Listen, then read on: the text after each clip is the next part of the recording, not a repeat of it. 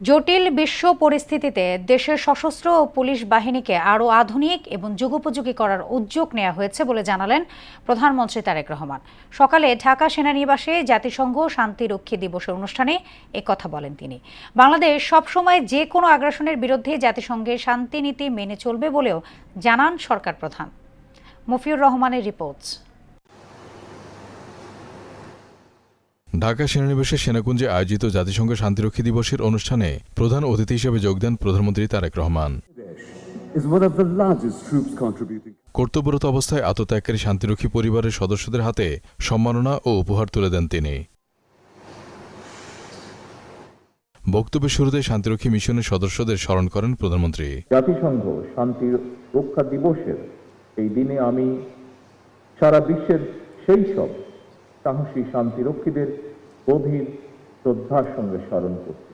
পরে তিনি বলেন, জটিল বিশ্ব পরিস্থিতিতে জাতিসংঘ মিশনগুলোতে কাজ করা অনেক বেশি কঠিন ও ঝুঁকিপূর্ণ হয়ে পড়েছে। বর্তমান বিশ্ব এক জটিল পরিস্থিতির ভেতর দিয়ে যাচ্ছে।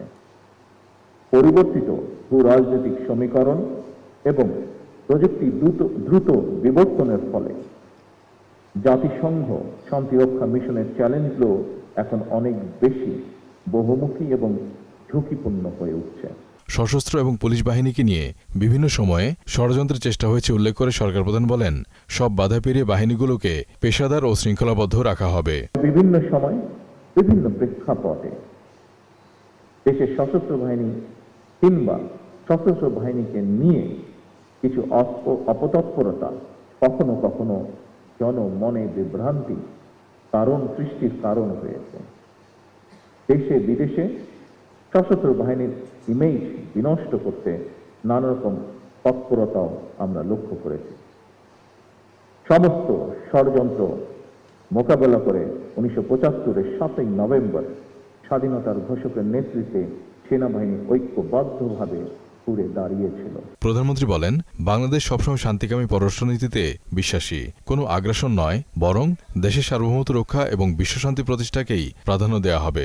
বাংলাদেশ যে কোনো আগ্রাসন ও সংঘাতের বিরুদ্ধে একটি নিরাপদ ও শান্তিপূর্ণ পৃথিবী গড়ে তুলতে বহুপাক্ষিক কূটনৈতিক ও জাতিসংঘ সনদের প্রতি সম্পূর্ণ শ্রদ্ধাশীল। জাতিসংঘের অধীনে বিশ্বশান্তি রক্ষায় বাংলাদেশ তার পেশাদারিত্ব ও সুনাম অক্ষুণ্ণ রাখবে বলেও প্রত্যাশা জানান প্রধানমন্ত্রী তারেক রহমান। দৃঢ়ভাবে প্রত্যাশা করি, আগামী দিনেও যারা আন্তর্জাতিক অঙ্গনে দায়িত্ব পালন করতে বিভিন্ন দেশে যাবেন, তারাও একইভাবে বিশ্ব দরবারে বাংলাদেশের সুনাম সমুন্নত রাখবেন। মফিউর রহমান, মোহনা সংবাদ, ঢাকা।